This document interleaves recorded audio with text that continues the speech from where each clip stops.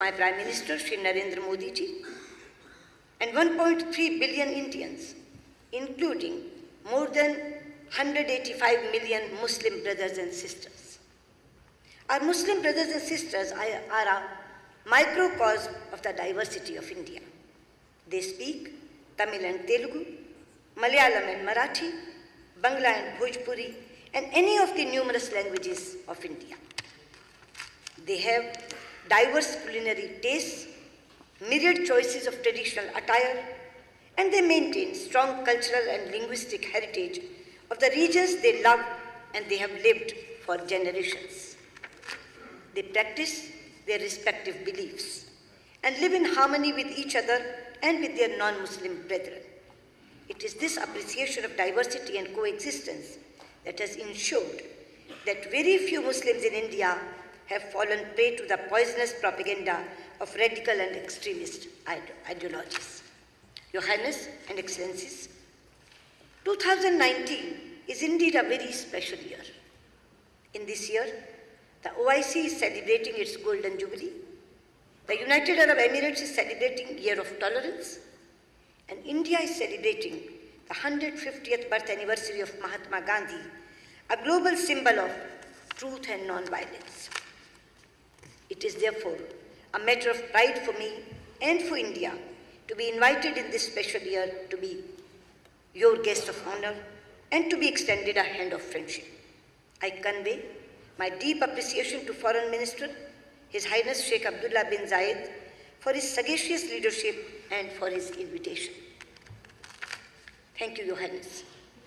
Your Highness and Excellencies, in the past 4 years, few relationships have seen as much engagement as India's relationship with the UAE and indeed with the entire Gulf and West Asia region. It is a return of history. UAE has shown how a nation can power its progress with a grand vision, with the openness of the world, with an embrace of technology, with investment in human resources, and with an environment that nurtures talent and cultures from around the world. We also express our special gratitude to Saudi Arabia, Bangladesh, and other friends for their strong support for hearing India's voice in this forum. Your Highness and Excellencies, the OIC member constitute more than 1/4 of the members of the United Nations and nearly a quarter of the humanity. It is an organization that has a key role in shaping our world. It brings together nations on the foundation of a common faith, but also by a shared desire for a better future for their people. From Southeast Asia to the shores of Latin America, from the steppes of Central Asia to the vast expanse of the African continent, from South Asia to the great arc of West Asia and North Africa, the nations represented here also reflect a magnificent diversity of language and literature, customs and culture, history and heritage. Your Highness, Excellencies, India shares much with you. Many of us have experienced the dark days of colonialism. Many of us saw the light of freedom and the bright ray of hope at the same time. We have stood together in solidarity in our quest for justice, dignity, and equality of all people, regardless of race and religion. We have worked together to fashion global institutions into representative platforms, defined not by the interest of a few, but the voice of all sections of humanity. We have together struggled for a world where access to resources, markets, and opportunities is fair and balanced. And with so many nations here, India has forged deep bonds of friendship and close partnership. Friends, as India's economy has grown and become more integrated with the world, these partnerships have become stronger. We have excellent political ties marked by warmth, respect, and goodwill. With many, we have expanding defense and security cooperation. Our economic engagement is robust and growing rapidly. Our digital partnerships are shaping the course of our future, and our ties have the warm glow of deepening human and cultural links. Nations to our east, Brunei, Indonesia, and Malaysia, are important pillars of India's Act East policy and of our broader engagement in the Indo-Pacific region. In our neighborhood, with Afghanistan, Bangladesh, and Maldives, we have ties forged in our shared struggles and sacrifices, in the immeasurable warmth of our hearts, and in our unwavering commitment to the security and prosperity of our people and region. In Central Asia, where human aspirations linked us across the mightiest mountains since ancient times, we are rebuilding our relationship along new routes of possibilities. We do this especially with and through Iran, a country with which we not only share civilizational and cultural links, but a partnership that is vital for stability and prosperity in our region. In West Asia, our solidarity with the aspirations of the Palestinian people have remained unwavering. Our international journey was often pursued in close partnership with Egypt. Iraq and India have stood together in our triumphs and trials. We have with great admiration supported Jordan's efforts in strengthening the voices of moderation and building bridges of understanding between faiths. Further to the west, with nations like Tunisia, Morocco, and Algeria, we work for a shared desire for a more inclusive world. With Turkey, a nation with which we have many strands of connected history, we are imparting new momentum to our ties. Our many friends from Africa are here. It is a friendship of deep emotional bond that comes from shared struggle for freedom and for a voice and a place in the world. Today, on the foundations of that extraordinary heritage, India and Africa have launched a new partnership of prosperity in the dynamic African continent. And here in our neighborhood of the Gulf region, our relationships are as old as time. The tides of Arabian seas have carried forth our timeless links of trade, culture, and religions. Presently, the Gulf region is our largest market, supplier of energy, and source of remittances. More than 8 million Indians living in the region are the 8 million vibrant threads of this partnership. But now our relationship is much more than that. Thanks to the extraordinary effort and attention by Prime Minister Narendra Modi and the leadership of the region. It is an indispensable strategic and security partnership and a natural economic partnership of immense value to our nations and for our shared region. Your Highness and Excellencies, today we all live in a world of sweeping changes and multiple challenges that happen but rarely in history. We see global shifts in power. The center of gravity of the global economy is moving to Asia. The international order we are familiar with is changing. Freedom, opportunities, connectivity, health, education, and prosperity are more widespread than ever before. The time it takes nations to lift people out of poverty is getting shorter. Digital revolution has created unprecedented opportunities to empower people and transform our economies.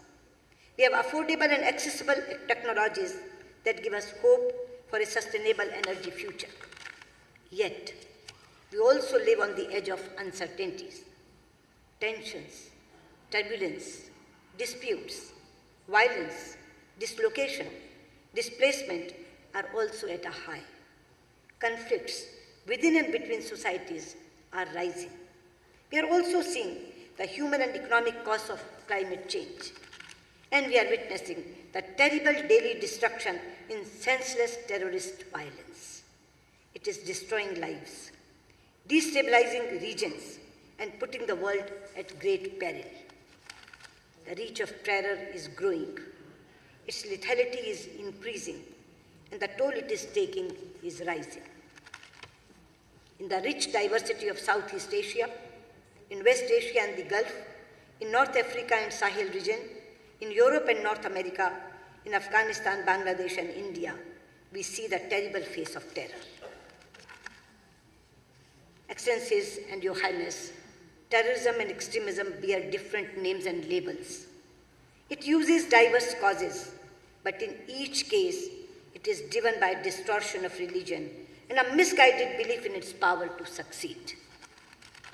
The fight against terrorism is not a confrontation against any religion. It cannot be. Just as Islam literally means peace, none of the 99 names of Allah mean violence. Similarly, every region in the world stands for peace, compassion, and brotherhood. There is a verse in the Holy Quran which says, La ikra fi ad-din. Let there be no compulsion in religion. There is another surah, Al-Hujurat, which says, O mankind, we created you from a single pair of male and female, and made you into nations and tribes, so that you may know one another, not that you may despise one another. Similarly, the same message was given by the founder, Guru of Sikhism, Guru Nanak Dev Ji, when he says, and I quote, Awwal Allah noor upaya, kudrat ke sab bande, ek noor te sab jag upjya, kaun pale ko mande. This means, first Allah created light. Then, by His creative power, He made all mortal beings. From that one light, the entire world came into being. So who is good and who is bad? Your Highness and Excellencies, India has always embraced and found it easy to embrace pluralism, since it is embedded in the oldest Sanskrit religious text, the Rig Veda, and I quote, Ekam sadvipra bahuda vadanti, which means, God is one, but learned men describe Him in many ways. Our great philosopher Swami Vivekananda said that this phrase from the Rig Veda has given the theme to all subsequent thoughts to India, and one that will be the theme of the whole world of religions. Your Highness and Excellencies, this is not a clash of civilizations or cultures, but a contest of ideas and ideals. As Prime Minister Shri Narendra Modi has often said, it is a struggle between the values of humanism and the forces of inhumanity. Your Highness and Excellencies, if we want to save the humanity, then we must tell the states who provide shelter and funding to the terrorists to dismantle the infrastructure of their terrorist camps and stop providing funding and shelter to the terror organizations based in that country. At the same time, I would like to say that this menace cannot be fought only through military, intelligence, or diplomatic means. It is also a battle that must be won through the strength of our values and the real message of religions. This is a task that states, societies, sages, scholars, spiritual leaders, and families must pursue through personal contacts and on social media. And for this, faiths must speak to faiths. Cultures must engage with cultures. Communities must build bridges, not erect walls. The youth must shape the future, not destroy lives. Your Highness and Excellencies, I am particularly pleased to participate in a conference whose theme is a roadmap for prosperity and development. However, I may enter a caveat. The young are not going to be content with only roadmaps. They want roads as well. They also want them to be built fast. It must be our common objective to ensure that we leave them a world that is infinitely better in terms of equitable economic growth and social justice than the one we inherited. That is the mission which has brought us together in Abu Dhabi, a city that has matured into a landmark of Asia and the world. Your Highness and Excellencies, India is the world's third largest economy on purchasing power parity and is the fastest growing one. We are prepared to share our market, resources, opportunities, and skills with our partners. We will do what we can within our capacity to ensure that the path to development remains open to all and the global trade regime is open, stable, and fair. Your Highness and Excellencies, at 50, Organization of Islamic States is making a new beginning. The choices you make, the directions you set, will have a profound impact on humanity.